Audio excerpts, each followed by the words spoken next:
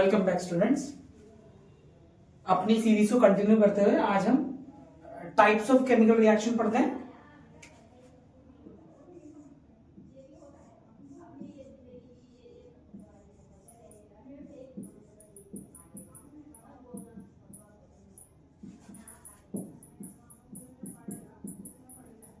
तो जिसमें है पहला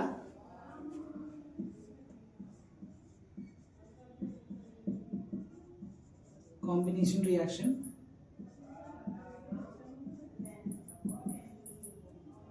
नंबर 2 है डीकम्पोजिशन रिएक्शन,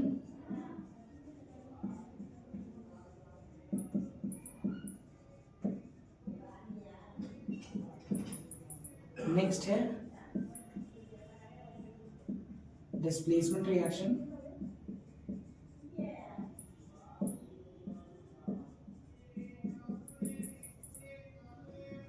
फोर्थ है double displacement reaction,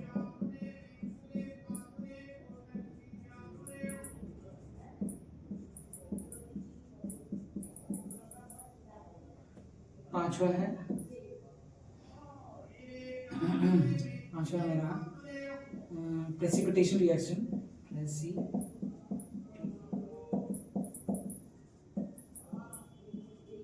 reaction, six है रेडॉक्स रिएक्शन। दो अदर भी हैं। सेवेंथ मेरा एक्सोथर्मिक रिएक्शन और आठवां है एंडोथर्मिक रिएक्शन। तो आज हम इन सारे केमिकल रिएक्शंस को डिस्कस करेंगे विद एग्जांपल्स। अब आते हैं पहले केमिकल रिएक्शन की तरफ, जो कि है हमारा कॉम्बिनेशन रिएक्शन।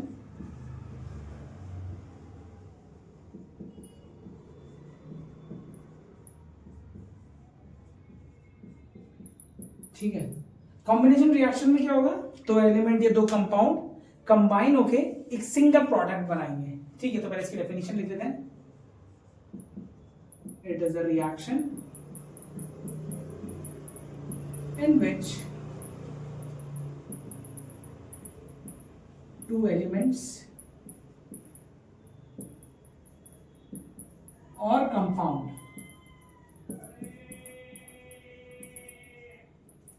reacts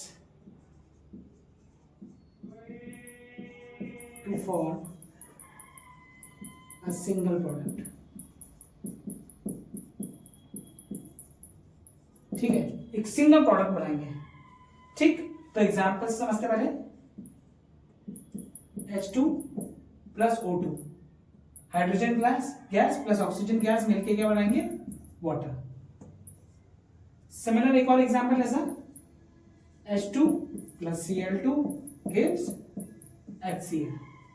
ठीक है, अगर बैलेंस करेंगे, बैलेंस भी करके देख लेते हैं। यहाँ दो हाइड्रोजन है, यहाँ ऑक्सीजन दो है, बट यहाँ ऑक्सीजन एक है, तो इससे 2 को मल्टीप्लाई कर देंगे।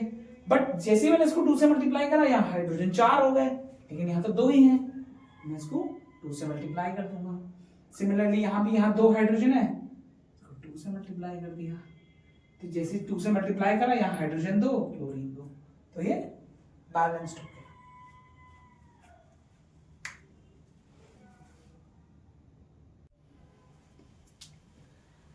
अब सेकंड रिएक्शन में आते हैं, जो कि है decomposition reaction.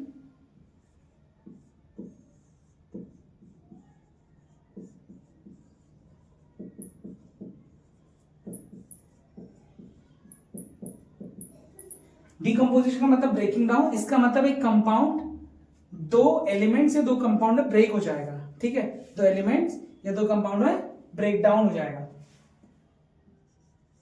It is a type of reaction in which a single compound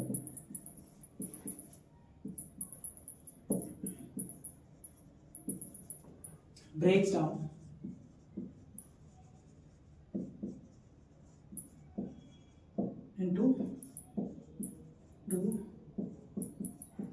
elements और कंपाउंड। ठीक है,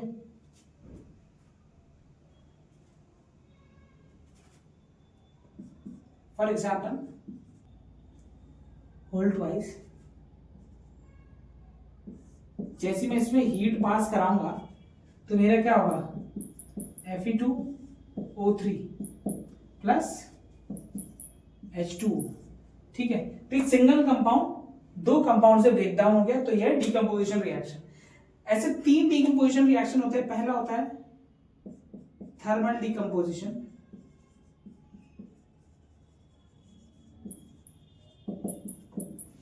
इसका मतलब हीट से जो ब्रेक डाउन होगा। Number 2 photolytic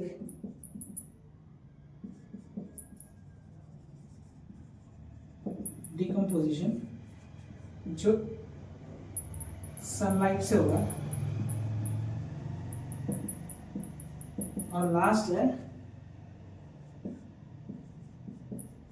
electrolytic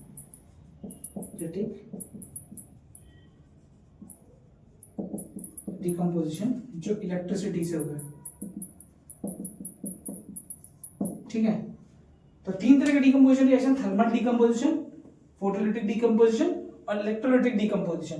thermal decomposition में जो हीट से ब्रेक डाउन होगा, जैसे ये ब्रेक डाउन हुआ है।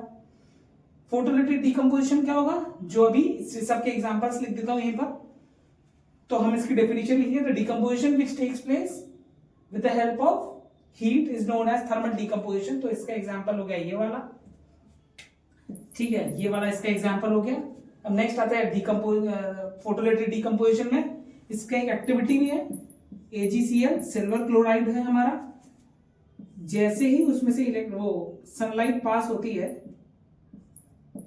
सनलाइट की प्रेजेंस में क्या होता है, ये सिल्वर अलग हो जाता है और क्लोरीन गैस अलग हो जाती है। ठीक है, तो ये एग्जांपल भी है, उन्हें हमारे एक्टिविटी भी है ये।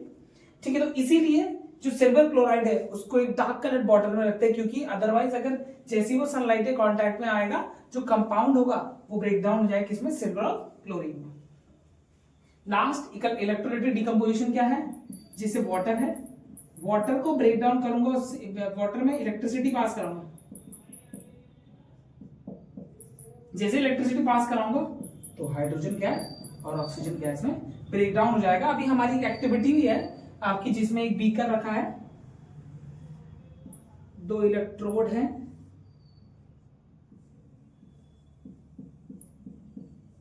आप जैसे, और इस बीकर में पानी है, सॉरी ये नीचे की तरफ से है, ये ऐसा है।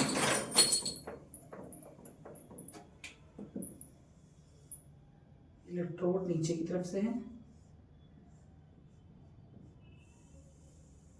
ठीक है,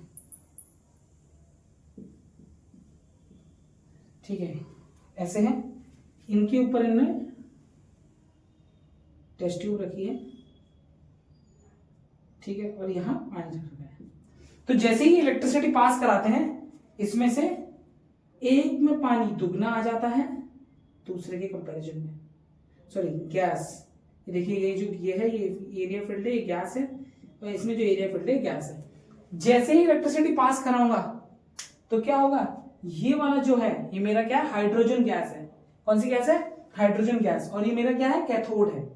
तो कैथोड में कौन सी गैस इकट्ठा हो जाएगी, हाइड्रोजन गैस इकट्ठा हो जाएगी। और एनोड में कौन सी गैस इकट्ठा हो जाएगी, ऑक्सीजन गैस इकट्ठा हो जाएगी। अगर आप क्लियरली देख पा रहे हैं कि इसकी लगभग दुगनी है। क्यों दुगनी है, क्योंकि हाइड्रोजन वाटर में क्या होता है, दुगना होता है एज कंपेयर टू ऑक्सीजन। इसीलिए जो मेरा कैथोड है, कैथोड में हाइड्रोजन दुगनी है as compare to oxygen gas.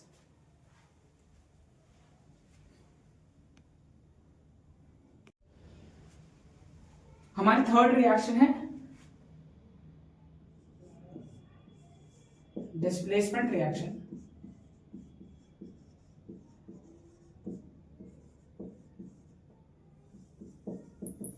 Displacement reaction के बाद कोई ना कोई चीज डिस्प्लेस हो रही होगी, तो यहां पर क्या होगा, a more reactive element displaces less reactive element from the compound. मतलब एक लेस रिएक्टिव एलिमेंट को एक स्ट्रॉन्ग जो मेरा रिएक्टिव एलिमेंट है वो क्या कर देगा, डिस्प्लेस कर देगा। ठीक है, फॉर इसकी डेफिनेशन लिख देते हैं, इट इज अ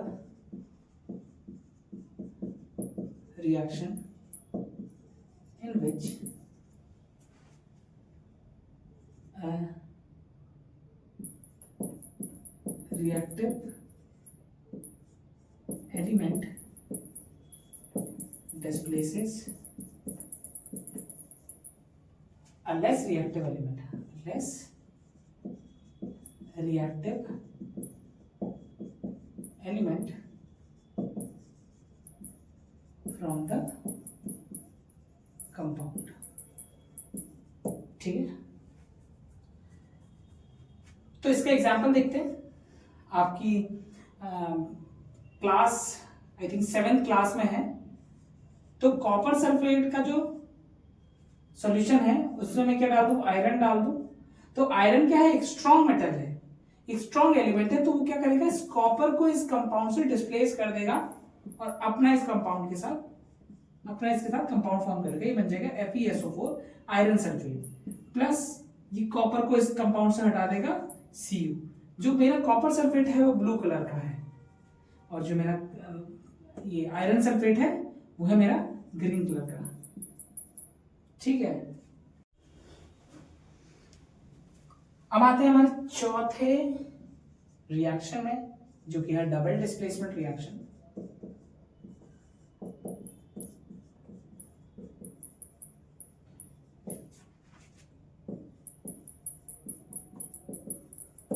बिल्कुल डिस्प्लेसमेंट रिएक्शन की तरह है, बट यहां पर अब दो कंपाउंड्स होंगे, दो कंपाउंड्स में से जो एलिमेंट्स होंगे वो अपनी जगह स्विच कर लेंगे। जो आयंस हैं, जो आयनिक कंपाउंड्स होते हैं उसमें जो आयंस होते हैं अपनी जगह स्विच कर लेंगे। पहले इसकी डेफिनेशन लिख लेते हैं, अगर मैं एग्जांपल दिखाता हूं आप क्लियरली समझ पाओगे। It is a reaction in which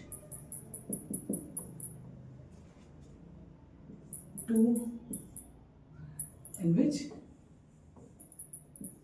exchange of ions takes place to form new compounds। ठीक है, इसका एग्जांपल देखते हैं। आपकी बुक से है AlCl3 aluminium chloride plus sodium sulphate जब रिएक्ट करते हैं तो ये एल्यूमिनियम सल्फेट के साथ रहेगा और सोडियम क्लोराइड के साथ, तो सोडियम क्लोराइड फॉर्म करेगा प्लस ये एल्यूमिनियम सल्फेट फॉर्म करेगा Al2SO4। ठीक है, तो ये कंपाउंड फॉर्म कर लेगा। ये है मेरा डबल डिस्प्लेसमेंट रिएक्शन। ठीक है, और ये जो मेरा है ये है मेरा प्रेसिपिटेट।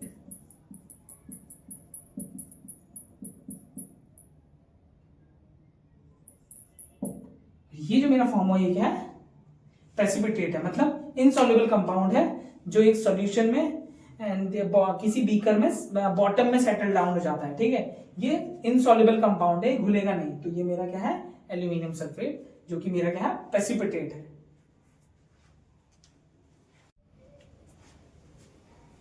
अब आते हैं 5th केमिकल रिएक्शन में।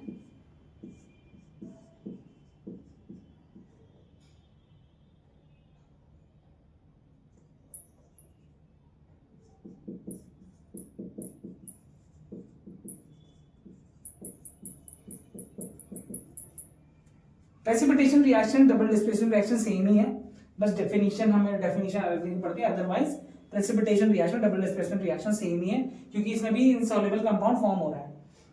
ठीक है, it is a reaction in which exchange of ions takes place to form an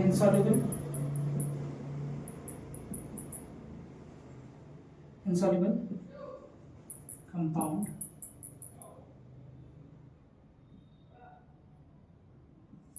called precipitate। ठीक है, तो ये मेरा प्रेसिपिटेशन रिएक्शन है। तो इसका एग्जांपल लिखते हैं,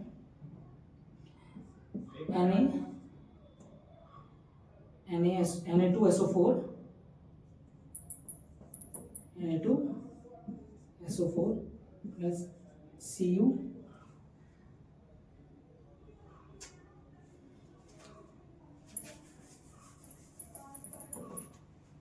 NaOH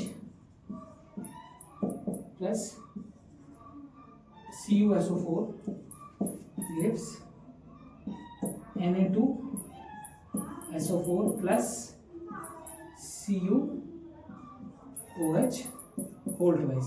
तो ये मेरा क्या है, प्रेसिपिटेट है। क्या है, प्रेसिपिटेट। ठीक है, ये मेरा प्रेसिपिटेट है, जो क्या है, इनसॉल्युबल कंपाउंड है। जिस बीकर में मैं रिएक्शन करा रहा हूँ उस बीकर में ये जो कॉपर हाइड्रोक्साइड है वो बॉटम में सेटल डाउन हो जाएगा।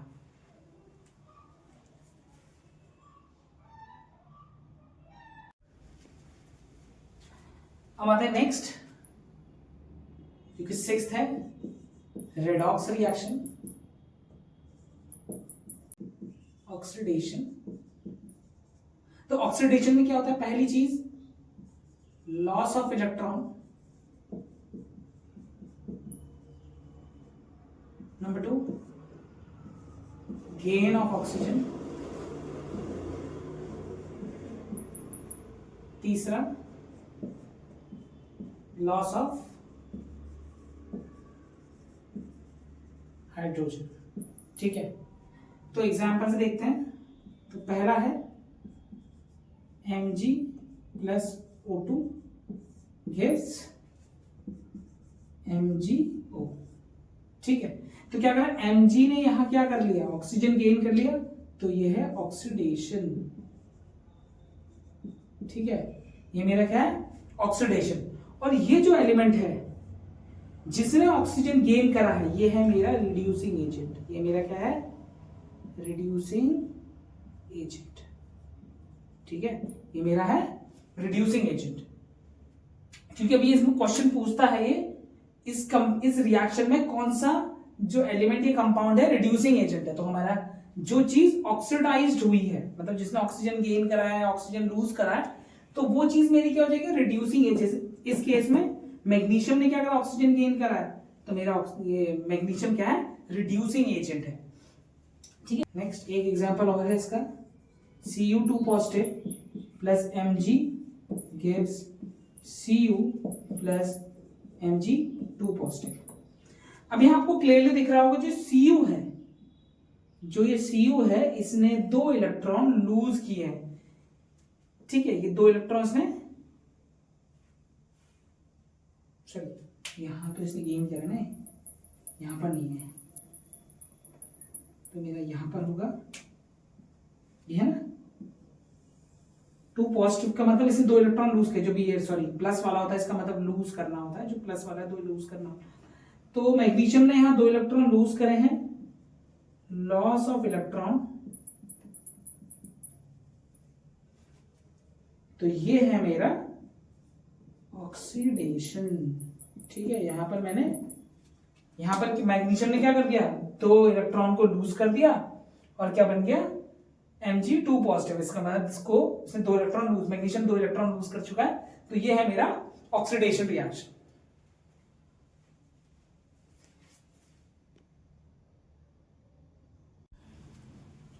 अब नेक्स्ट टॉपिक है हमारा रिडक्शन। अब रिडक्शन में क्या हमारा, गेन ऑफ इलेक्ट्रॉन्स।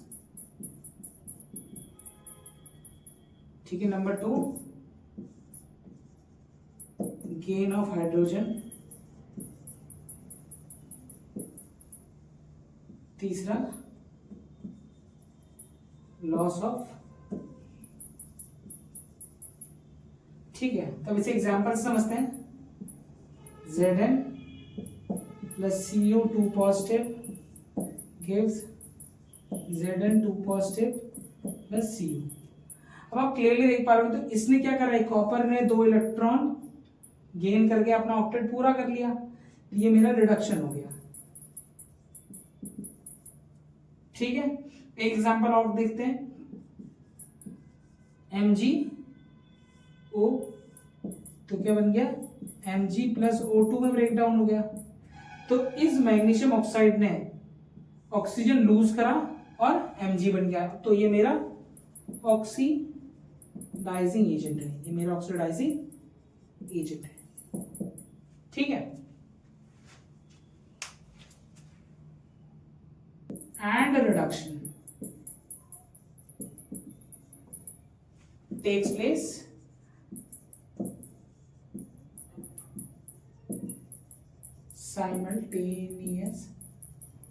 simultaneously। ठीक है, कि एक ही रिएक्शन में ऑक्सीडेशन भी हो रहा है और रिडक्शन भी हो रहा है, तो वो मेरा होगा रेडॉक्स रिएक्शन। इसका example Fe2O3 plus CO gives Fe plus CO2। ठीक है, तो यहां पर मेरा क्या हुआ, ऑक्सीजन लूज हो गया, तो मेरा ये हो गया रिडक्शन। ठीक है, और ये कार्बन मोनोऑक्साइड ने एक ऑक्सीजन गेन करके कार्बन डाइऑक्साइड बन गया, तो गेन ऑफ ऑक्सीजन हो गया, ये हो गया ऑक्सीडेशन। ठीक है, ये मेरा हो गया ऑक्सीडेशन। तो ये मेरा पूरा रिएक्शन, जो मेरा एक पूरा रिएक्शन है, ये क्या है, रेडॉक्स रिएक्शन है।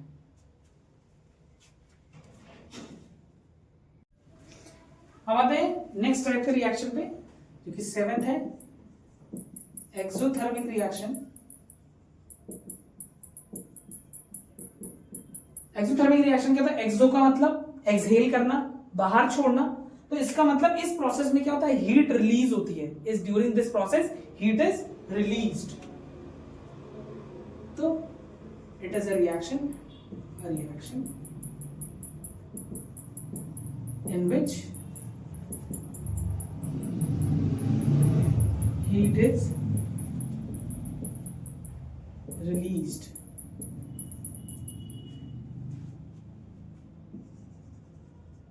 during the reaction। ठीक है, और ये जनरली क्या होता है, मेरा कॉम्बिनेशन रिएक्शन होता है। It is generally combination reaction. ठीक है, ये कॉम्बिनेशन रिएक्शन होगा। ठीक है, ये कॉम्बिनेशन रिएक्शन होता है। अब इसका एग्जांपल है, सबसे अच्छा एग्जांपल है हमारा जो चूना होता है। चूने में जैसे ही हम पानी डालते हैं तो क्या होता है, उसमें से हीट रिलीज होती है और वो क्या होता है, उबलने लग जाता है। ठीक है, और जैसे CaO आपका क्या है, चूना है। ये चूने में जैसे ही पानी डालूंगा तो क्या होगा, कैल्शियम हाइड्रोक्साइड फॉर्म होगा with the production of heat release होगी। तो लिटरली वो जो जिस कंटेनर में आप इस चूने को डालोगे, उसमें पानी डालोगे, तो वो चूना उबलने लग जाता है।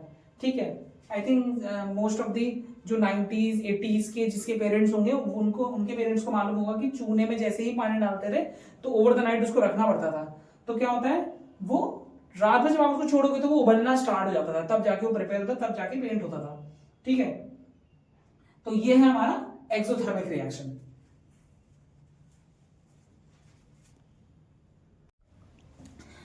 अब नेक्स्ट है हमारा एंडोथर्मिक रिएक्शन, जो 8th in the last, endothermic reaction. देखो एंडोथर्मिक रिएक्शन है, एंडो मतलब इन, मतलब एब्जॉर्ब करना। तो क्या होता है, इस रिएक्शन में जो हीट होती है वो एब्जॉर्ब होती है। ठीक है, ठीक है, और ये जो रिएक्शन है जनरली क्या होता है, डीकंपोजिशन रिएक्शन होता है। ठीक है, इसकी डेफिनेशन लिख देते हैं, it is a reaction in which heat is absorbed, ठीक है, it is generally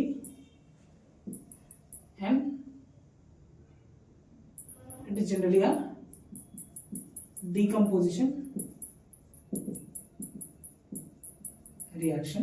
ठीक है, डिकम्पोजिशन रिएक्शन में इसका सबसे अच्छा एग्जांपल है कैल्शियम कार्बोनेट। जो आपका लाइमस्टोन होता है, वो जैसे इसमें हीट देते हैं इसको, ठीक है, तो ये क्या हो जाता है, ब्रेक डाउन हो जाता है, calcium oxide plus carbon dioxide. ठीक है, तो क्या होगा, ये हीट एब्जॉर्ब करेगा, यहाँ हीट एब्जॉर्ब करेगा और अपने को ब्रेक डाउन कर लेगा और क्या बन जाएगा, कैल्शियम ऑक्साइड और नहीं कैल्शियम ऑक्साइड और कार्बन डाइऑक्साइड। ठीक है,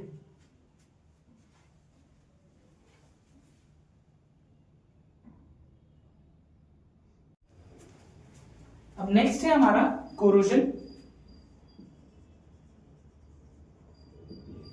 कोरोजन क्या होता है, मेटल का खराब होना। मेटल का खराब होना बाय द एक्शन ऑफ जो मॉइस्चर होता है, एयर और वाटर के जब प्रेजेंस में कोई मेटल आता है तो हमारा क्या होता है, कोरोजन स्टार्ट हो जाता है, जंग लगना स्टार्ट हो जाता है। ठीक है, it is a reaction, it is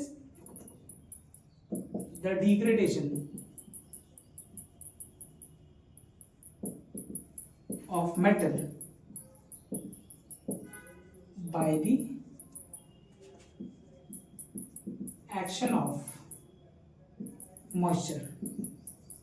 ठीक है, जब मॉइस्चर किसी मेटल में क्या बोलते हैं रिएक्ट करता है तो क्या होता है, रस्ट फॉर्म होती है। तो for example Fe plus H2O gives Fe2O3 plus H2। और ये क्या है, यही मेरा रस्ट है। ठीक है, ये मेरा क्या है, रस्ट होता है। अब रस्ट तो लग गया, अगर मुझे रस्ट लगने से बचाना है मेटल को तो हम क्या करेंगे, पहली चीज करेंगे अप्लाई लेयर ऑफ पेंट। आप देखते होंगे जब कहीं भी हम किसी मेटल में पेंट नहीं करते तो क्या होता है, इसमें ब्राउन कलर की लेयर जमा हो जाती है, वो यही लेयर होती है, ये रस्ट की जो Fe2O3 यही रस्ट की लेयर होती है। अगर मुझे लगने से बचाना है तो आप देखते होंगे जितने भी हमारे मेटल के गेट्स वेट्स होते हैं तो हम उसमें क्या करते हैं, पेंट लगा देते हैं, जिससे क्या होता है, रस्टिंग नहीं हो पाती, क्योंकि एक मेटल है, मेटल के ऊपर एक लेयर जमा हो जाती है, किसकी, पेंट की।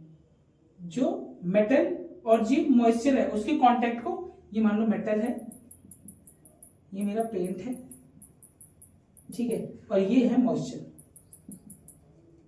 तो क्या मॉइस्चर को डायरेक्ट कांटेक्ट में नहीं आने देती, किसके, मेटल के कांटेक्ट में नहीं आने देती, जिसकी वजह से ये जो मेटल है कोरोड नहीं होता है। ठीक है, जो नेक्स्ट है गैल्वेनाइजेशन। गैल्वेनाइजेशन क्या है, एक मेटल के ऊपर दूसरे मेटल की लेयर को अप्लाई करना, applying a layer of metal over another metal।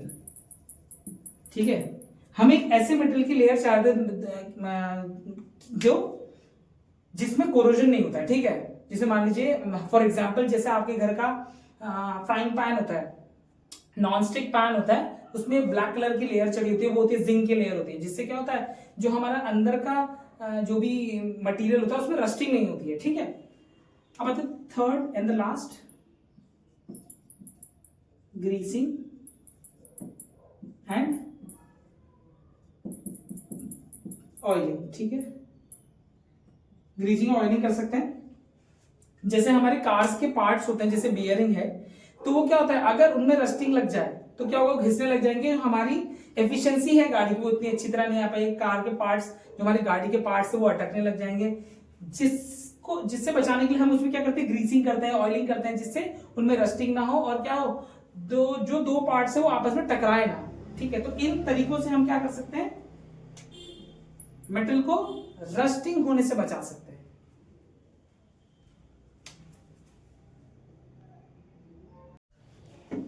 अब इस चैप्टर का जो लास्ट टॉपिक है वो है हमारा रैंसिडिटी। रैंसिडिटी क्या होता है, खाने का खराब होना। खाना कब खराब होता है, जब उसमें जो फैट है वो ऑक्सीडाइज्ड हो जाता है, जो फैट है वो ऑक्सीडाइज्ड हो जाता है और क्या करता है, खाने को खराब कर देता है। ठीक है, जैसे आप कोई भी देखेंगे, अगर जैसे दाल रखें, आजकल गर्मियों का टाइम है तो जल्दी खाना ऑक्सीडाइज्ड हो जाता है, जिसकी वजह से जो खाना है बहुत जल्दी खराब हो जाता है। अगर आप देखेंगे रात का पोटैटो बना के रखो आप फ्रिज से बाहर रखो तो आप क्या होगा, खाना खराब हो जाएगा। और वहीं अगर जाड़ों के टाइम पे आप ऐसा रखोगे, जो विंटर्स का टाइम है, विंटर्स के टाइम पे आप बाहर छोड़ दो, अगर रात को बनाएगा सुबह खराब नहीं होगा, लेकिन जो गर्मी का टाइम है उसमें ऑक्सीडेशन बहुत जल्दी होता है, किसी भी फैट का जो होता है ना, ऑक्सीडेशन बहुत जल्दी होता है, जिसकी वजह से खाना जल्दी खराब हो जाता है। ठीक है, तो रेंसिडिटी लिखते हैं, it is the spoilage of food by the oxidation of fat. ठीक है, फैट्स के ऑक्सीडेशन की वजह से क्या होता है, खाना खराब हो जाता है, तो उसमें स्मेल आने लग जाती है, एक बहुत ही ऑफुल ऑर्डर आने लग जाती है, जिसकी वजह से क्या होता है, अगर उसको कंज्यूम किया जाए तो क्या हो जाएगा, फूड पॉइजनिंग हो जाएगी। ठीक है, तो इससे प्रिवेंट करने के लिए हम क्या कर सकते हैं, प्रिवेंशन। तो पहला क्या कर सकते हैं, पहली चीज क्या कर सकते हैं, रेफ्रिजरेशन। ठीक है, हम उसको रेफ्रिजरेटर में डाल सकते हैं। ठीक है, और नेक्स्ट नंबर टू क्या कर सकते हैं, उसमें नाइट्रोजन फ्लशिंग, नाइट्रोजन गैस। ठीक है, नाइट्रोजन गैस को फ्लश कर सकते हैं, मतलब किसी पैकेट में डाल के उसमें नाइट्रोजन ऑक्सीजन निकाल के उसमें नाइट्रोजन फ्लश कर सकते हैं। जैसे हमारे चिप्स के पैकेट्स आते हैं और हमारे कुरकुरे के पैकेट आते हैं, 6-6, 5-5, 6-6, 1-1 साल तक टिक जाते हैं वो, तो उसमें क्या करते हैं, नाइट्रोजन गैस डालते हैं वो। And number 3, keeping it in a air tight container. ठीक है, उनको हम एयर टाइट कंटेनर रख सकते हैं। ठीक है, जिससे ऑक्सीजन के डायरेक्ट कांटेक्ट में ना आए और जल्दी खराब ना हो।